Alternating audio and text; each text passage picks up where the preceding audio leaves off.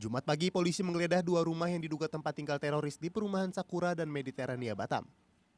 Hasilnya petugas mengamankan 6 terduga teroris kelompok Katibah Gigi Rahmat atau KGR yang akan rencanakan aksi teror di Singapura. Kelompok ini merupakan penampung dua orang suku Uighur Cina, Doni dan Ali yang ditangkap bersama Abu Musa'ab di Bekasi lalu. Gigi Rahmat juga menjadi fasilitator keberangkatan warga negara Indonesia ke Suriah melalui Turki yang difasilitasi oleh WNI di Turki. KGR juga diduga menjadi penyalur dana kegiatan radikalisme yang bersumber dari Bahrul Naim. GRD ini juga terkait dengan Nur Roman yang ada di Solo. Ya.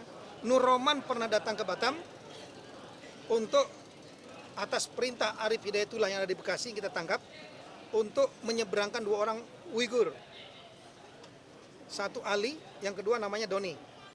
Jaringan teroris kelompok KGR ini juga terlibat dalam peledakan bom di Sarinah Desember 2015 silam. Tim Liputan melaporkan untuk NET.